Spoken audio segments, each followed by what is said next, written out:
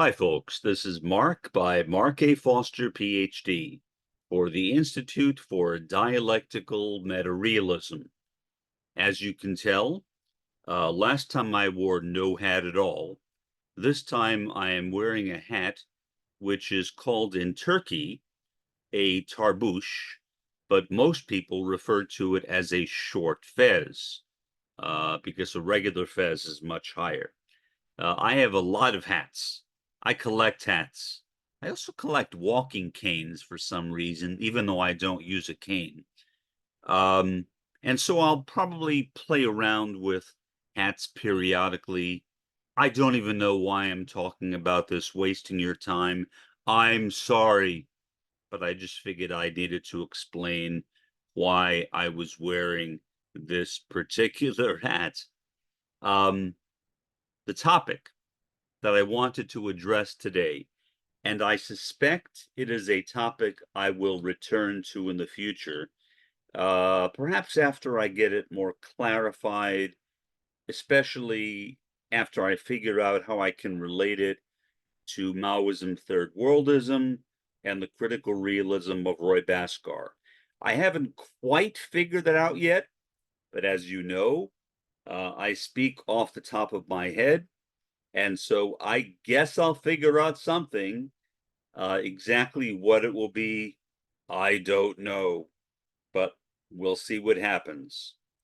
Um, I have always, this is going back to when I was, I don't know, 11 years old.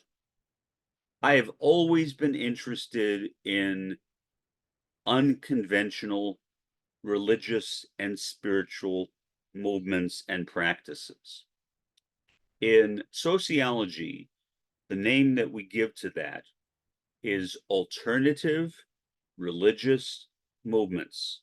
Some people say new religious movements, but I don't like that too much, and it's not as commonly used. Why? Because what is new? There are some alternative religious movements that go back a couple of hundred years. So that's obviously not that new. And yet it is generally called an alternative religious movement, or let's just abbreviate it from now on as an ARM. Makes sense, right? An ARM. Okay, so there are a whole bunch of these things all over the world. And it seems as though these ARMs take on characteristics which are related to the culture that they come out of. That's not surprising at all. So, for example, ARMs in the US tend to emphasize individualism and freedom. That's what you would expect from an ARM in the US. ARMs in Japan, on the other hand, tend to be extremely conservative, and I mean extremely, and to emphasize conformity and obedience to a leader. Okay, now when there is a transplant, like say, for example, a Japanese NRM comes to the United States, say, for example, Jo-Rei or Reiki, although that movement might have been authoritarian in Japan, when it comes to the US, the authoritarian aspects are generally forgotten, and they take on the US characteristics of freedom, liberty, and independence, which is precisely what one would expect. Now, I don't care whether they're from Japan, from the US, from Canada, some from the Middle East, some from China, not that many. One in particular that I find fascinating from Korea, which is called Won Buddhism. I love them. Why? because they show human ingenuity. With traditional religions, we don't know necessarily who the founder of it was. We can guess, we can observe how the religion has progressed over the years. We can observe the process of sectarianism or division, which has occurred in that traditional religion. But we don't really know, like, how did Buddhism start? Was there even ever a Siddhartha Gautama? There is literally no historical evidence that Siddhartha Gautama ever existed. Same thing is true with Krishna. The same thing is true with Moses. The same thing is true with Confucius. Now, in terms of Jesus, his existence is disputed. There really is no direct historical evidence that Jesus ever existed. So what historians do is they rely on secondary historical sources, primarily the writings of Josephus. Josephus talked about Jesus, but we don't really have any direct writings of Jesus. It's even questionable as to whether the people that the apostles supposedly who wrote the various gospels, whether they really wrote it. It's doubtful, really, really doubtful. It's not even certain whether Paul wrote his epistles. You go back to the Old Testament, or what Jews called the Tanakh, well, it's highly unlikely that Moses wrote the Tanakh. The most telling evidence for that is that at the end of the fifth book of the Torah, or the Pentateuch, the book of Deuteronomy, is a detailed account of the death of Moses. Now, did Moses write a detailed account of his own death? Believe it or not, there are some fundamentalists, there are some literalists who would say yes, because he was a prophet. He could predict his own death. Sorry, I just don't buy it. I don't buy it. But regardless, if you believe that, good for you. I'm not going to tell you don't believe that. I will just say that I have a tough time making sense out of that for myself. But when you come to NRMs, it's very easy finding out who the founder of a religion was. For example, with Mormonism, it's very easy. One looks to Joseph Smith, and one can find out a lot about Mormonism. Some of it not necessarily that complimentary when one studies Joseph Smith. In fact, well, what the heck, I'll mention this. There is a connection, not direct, but a connection nonetheless between the LDS, the Latter-day Saints, or the Mormons, and the KKK. The fact that for a long time, African Americans could not enter the Mormon priesthood is not a coincidence. The fact that the KKK targeted African Americans, again, not a coincidence. There is a reason for it, because they both were influenced by many of the same historical sources. Now, when Joseph Smith allegedly wrote his various books, Book of Mormon, Doctrine and Covenants, Pearl of Great Price, and if you are a member of one of the alternate LDS groups, you might add on additional books to that. The interesting thing is, with Mormonism, I'm not picking on Mormonism. I'm going to pick on a lot of things. So it's not just Mormonism.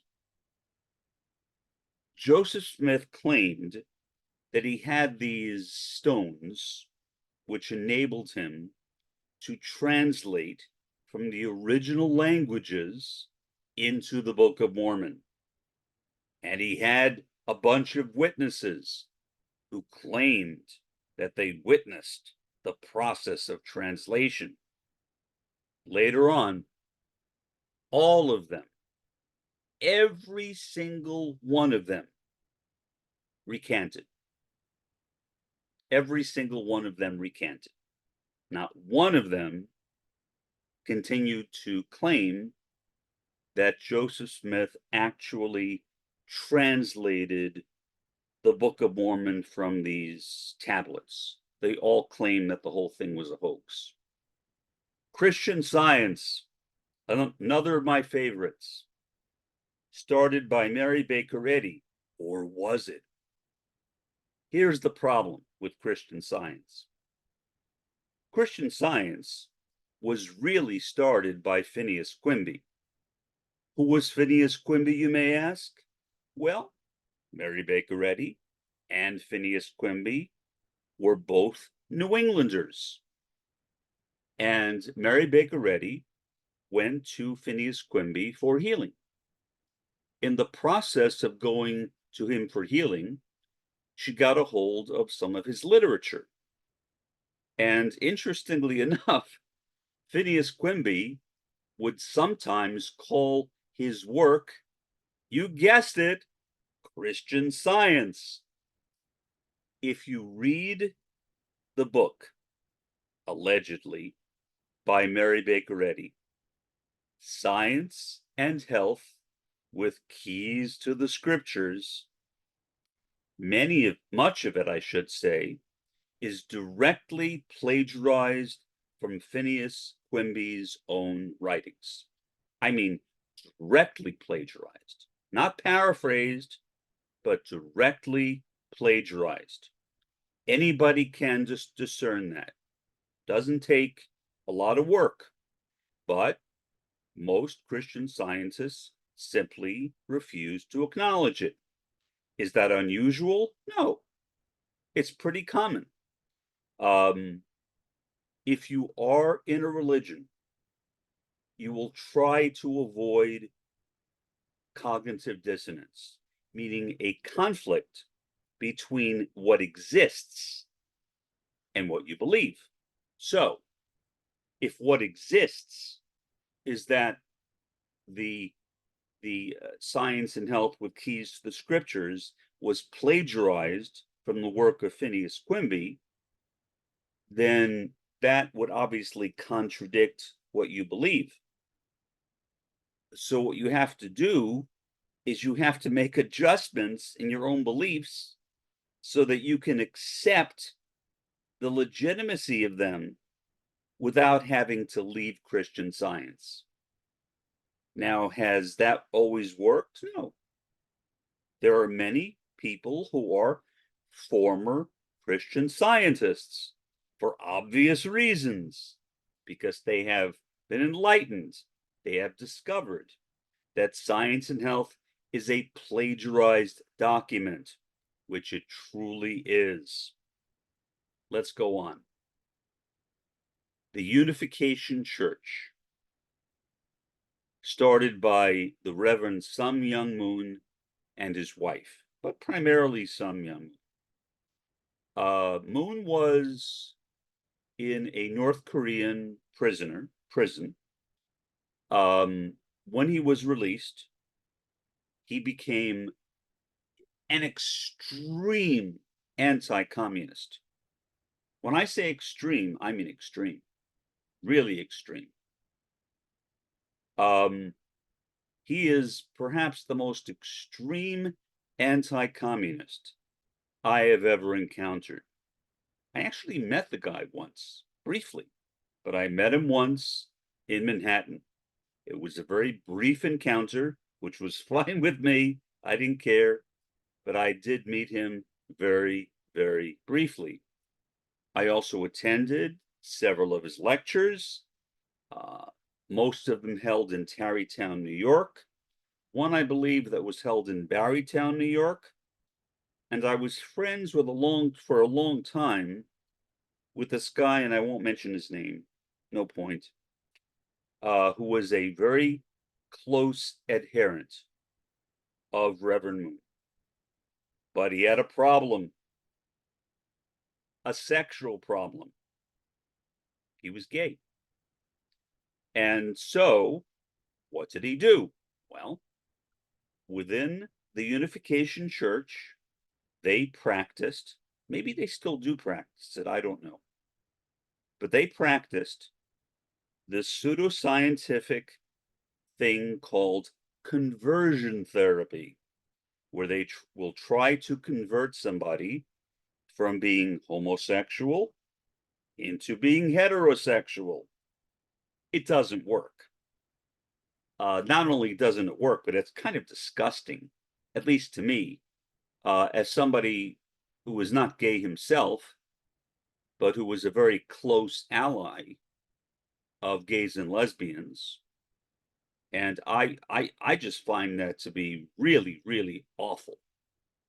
But Richard, of his own volition, decided to go to this one guy who was administering this conversion therapy. But he also did other weird things. He attended a service given by a woman who was a minister in the church, and I forget her name. I have no problem mentioning her name, except I can't remember what it was. And the it's silly. The practice that she would recommend to the people who would attend her meetings was for people to drink their own urine. Yes, to drink their own urine. Did Richard do that? Yes, he did. As did a lot of other people in the Unification Church, which, by the way, is not called the Unification Church officially anymore, but that's kind of irrelevant. Even before Reverend Moon died, the factionalization process, the sectarian process within Unificationism had started. One of Reverend Moon's sons, who apparently disliked his mother for some reason, claimed that his mother was manipulating his father. And so as a result, what Reverend Moon was teaching was contrary to the original principles of Unificationism. And he got a large following. Pretty soon, this was after Moon's death, 3 other people, 2 of them sons, started their own sects of Unificationism. One of them in particular is really into guns. They stockpile guns. And not for no reason. They believe they're stockpiling guns in preparation for some kind of coming apocalypse. And they just stockpile guns. I have no idea why. It makes no sense to me. The original Unification Church, which is now run by Reverend Moon's widow, has openly condemned them. But then there's a constant fight between these different factions. So basically what has happened is that even beginning before Reverend Moon died, the Unification Church began to fall apart. Is that unusual? No, it's not unusual in the slightest. Why? Well, when a religion starts, and it is a new religion, an NRM, in other words, it has no historical basis or contextual basis in a particular culture, in this case, Korea, but it's just a brand new religion. It is hard to hold on to followers, just hard. In fact, studies have shown, and this is not just with the Unification Church, commonly called the Moonies. It is true with all NRMs. The average length of time that a person will stay in an NRM is less than 1 year. After that time, a person simply becomes, I'm not sure if disillusioned is the right word, but certainly loses faith, certainly begins to lose faith, and they will just leave. There are some people, especially the infamous Ted Patrick, who started this practice called deprogramming when he claimed that members of various NRMs, including unificationism, had been brainwashed, which is a concept that is not accepted in my field of the sociology of religion. Why? Because there is no evidence that it is possible to brainwash somebody. So not for no reason. But Ted Patrick came up with this kind of, I guess you could call it brainwashing in reverse. He would have people kidnapped from their homes, or sometimes from the religion they had converted to. He would have them brought to an isolated area. Now, bear in mind, this is kidnapping. This is kidnapping. And he would attempt to talk them out of believing in their religion. Now, Ted Patrick spent a lot of time in jail, as you might expect. He was not the only deprogrammer. I had a friend who, I don't think he still is, but back in the 70s, he was a deprogrammer himself. And without mentioning what my religion is, because I think that would be out of context for here, he tried to deprogram me. Did it work? No. Because he asked me, he said, well, of course I'm from a Jewish background. What is one thing that your religion has that Judaism does not? And I mentioned the founder of my religion. I said, Judaism does not have the founder of my religion. He was dumbfounded. He had no idea of what to say. That was the end of the brainwashing. Either he was not very good at it, or he had been taught badly, or something else. But regardless, his attempt to deprogram me and I guess make me Jewish again, even though I really was not interested in practicing Judaism. I mean, I was bar mitzvahed, and I am a Brit Milah, meaning covenant of circumcision, which I'm always embarrassed to say for some reason. But I never really cared much about Judaism per se. It really didn't light my fire that much. So I had no attraction to Judaism. And so, I mean, maybe if I had some fondness for Judaism in my heart or in my memory, maybe he could have persuaded me. I don't know.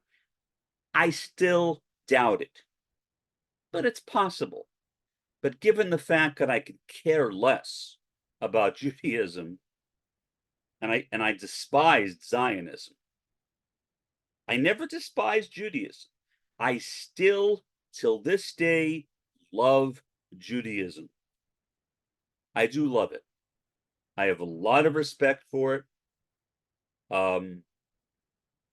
I have learned ethical monotheism from Judaism, and I continue to believe in ethical monotheism to this day, even though I no longer practice Judaism. Now, here's the question. Am I still Jewish? That is actually a difficult question to answer. Because to an Orthodox Jew, yeah, I'm still Jewish because my mother was Jewish. So was my father, but that doesn't count to Orthodox Jews. But my mother was Jewish, an Ashkenazi Jew. And so therefore, yeah, I'm still Jewish. But to conservative, reform, and Reconstructionist Jews, who actually make up the majority of Jewry in the United States, I am no longer a Jew. Why? Because I converted to a different religion. So based upon that, no, I'm not Jewish.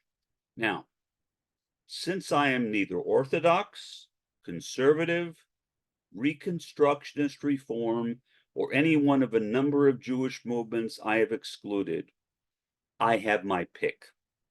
And so whether I decide to say I am Jewish or not depends on my mood. Usually I will say that I am Jewish or my background is Jewish or something like that because I like Judaism. I like Jewry. I've always liked Jewry. Jewry is a wonderful tradition. Judaism is a wonderful religion. All of its variants, I think, are very, very good. Now, why do you think I went there? Here's why. There is a movement that was started by a former member of Lubavitcher Chabad, which is a Hasidic form of Orthodox Judaism, or a pious form of Orthodox Judaism. And in Lubavitcher Chabad, they believe that their departed Rebbe or rabbi was the Messiah, or at least many of them do. But this guy who started Jewish Renewal, he didn't accept any of that.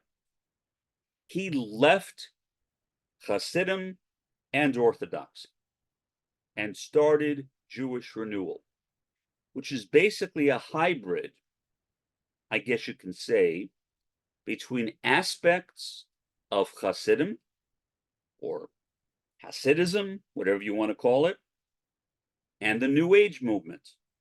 That's basically what it is. Those two things combined together. Now, that never appealed to me. Main reason is because I don't like the New Age movement. I do like Hasidim. I have a certain fondness for Hasidim, but not for the New Age movements. It just does not appeal to me at all. So I was never attracted to that, even though Jewish Renewal itself, I think, was a pretty good idea.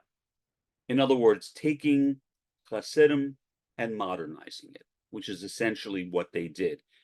I just don't think they modernized it in the right way. But who am I to say? My opinion doesn't count. I'm not a member of any of these groups. But that's what I believe, nonetheless. Okay, let's go on to a couple of additional religions. ISKCON, the International Society for Krishna Consciousness, commonly known as the Hare Krishna movement. I have known a lot of people who were in ISKCON. After A.C. Bhaktivedanta Swami Prabhupada the founder, died, ISKCON fragmented.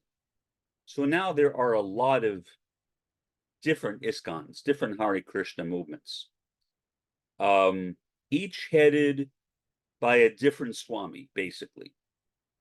Because, I mean, look, A.C. Bhaktivedanta Swami Prabhupada was the charismatic founder of ISKCON. Once the charismatic founder dies, it's really hard keeping a religion together. And that was certainly the case with ISKCON. Now, ISKCON, to me, is weird. No disrespect, but to me, it's weird. Because they are literally Vedic literalists. They take the Hindu scriptures, the Vedas, literally. And that means believing in a whole bunch of really odd things. I'm not going to get into them right now because I might start laughing. And out of respect to ISKCON, I'm thinking about them right now. I'm not going to mention what they are, but some of them are really, really strange. The one thing which unites all people from all the different Hare Krishna movements is the Hare Krishna mantra, which they call the Great Mantra. Krishna, Krishna, Hare, Hare, basically like that. And they believe that if you keep on chanting that mantra, that you will receive divine blessings. So that's an example of a relatively recent Hindu-oriented NRM. There are many others. There's one by Sri Chinmoy. I mean, there are a lot of others. I'm not going to mention all of them. There's no point. I could mention all of them and bore you out of your minds, but I won't. I will just say that there are additional ones. There are also different new branches of Buddhism, like Riso Kokai. Riso Kokai is one of 3 monotheistic sects of Buddhism. It was started in the early 20th century. Now, if you know anything about Buddhism, you know that historically, Buddhism has been, depending upon which term you prefer, atheistic or non-theistic. Meaning they don't believe in a creator God.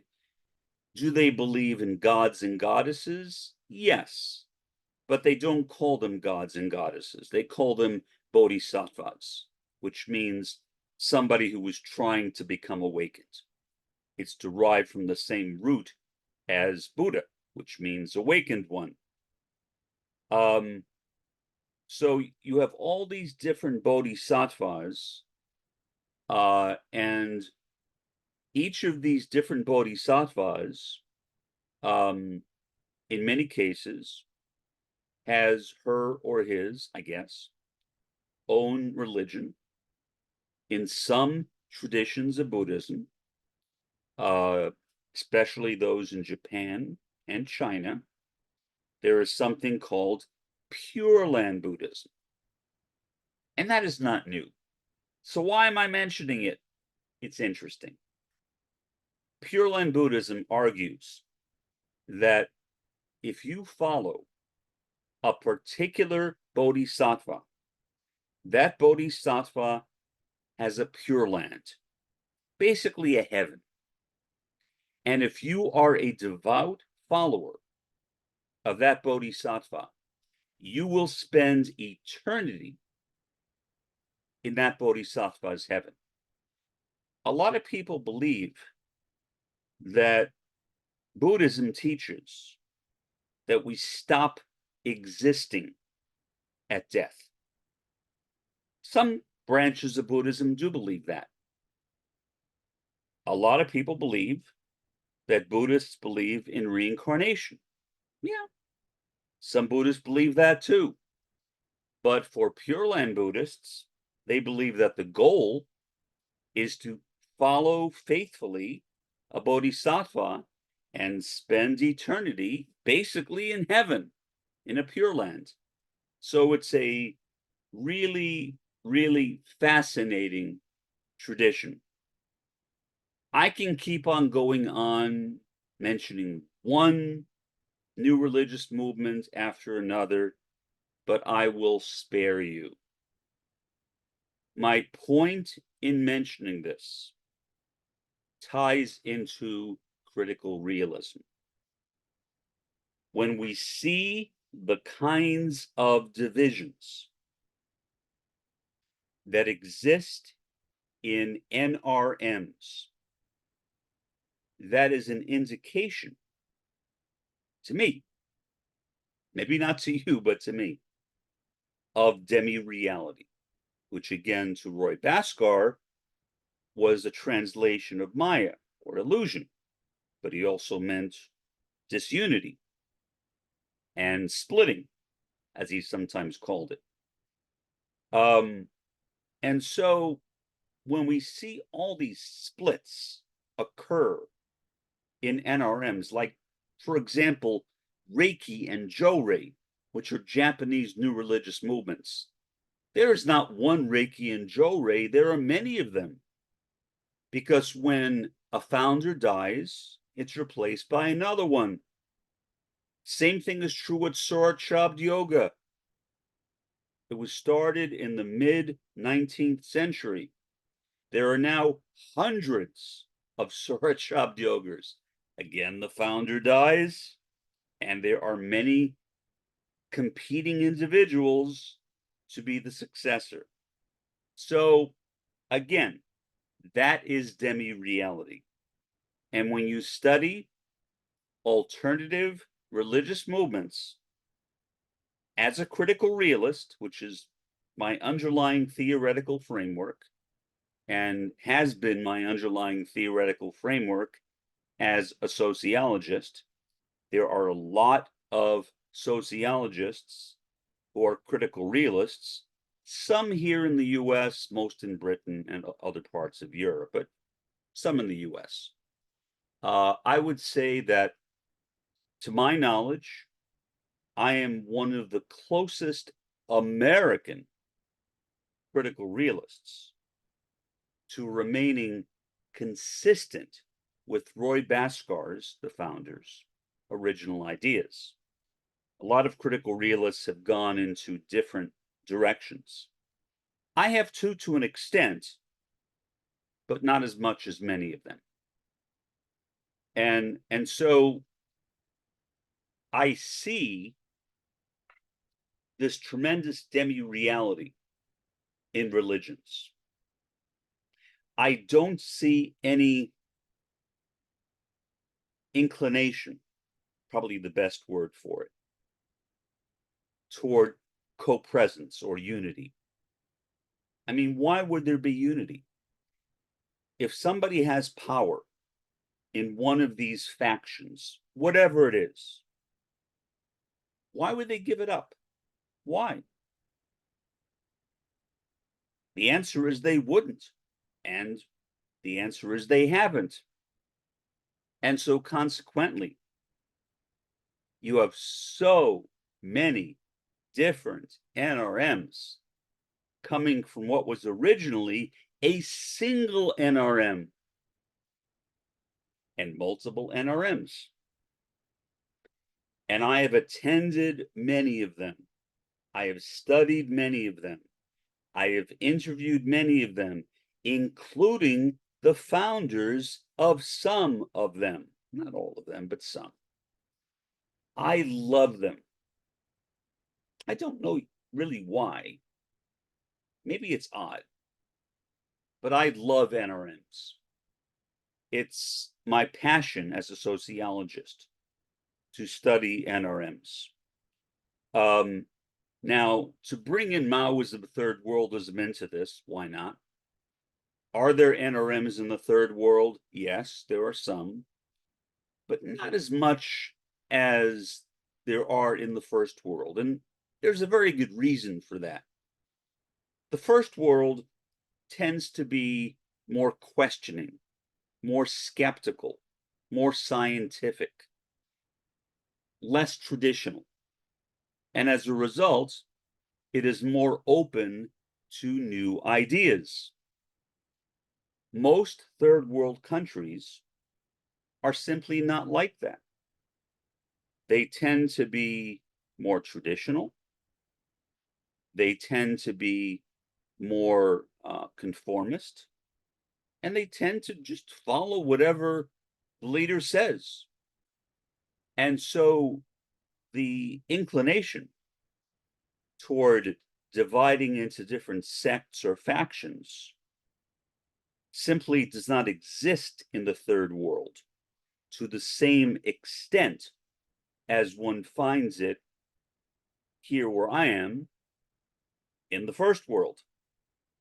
It exists in the third world, but again, nowhere near to the extent that you find it here in the first world where I am, although I am only 2 miles from Mexico, just as a friendly reminder. So that's my initial summary, where I try to take my background, my basic sociological perspective, critical realism, along with my tendency of Maoism-Third Worldism, and apply them to NRMs, new religious movements, which is what I've attempted to do. Whether I've been successful, you can tell me. Again, I would encourage you to leave comments directly below this video, to make response videos, and leave a link to that response video directly below this video. I would also encourage you to like this video, not because I care, but because that increases the chances that this video will show up in people's feeds. Same thing is true with subscribing. I would encourage you to subscribe, not because I want to make any money. I don't. I literally do not want your money. Don't give me your money. I don't want people's money. Seriously, I don't need it.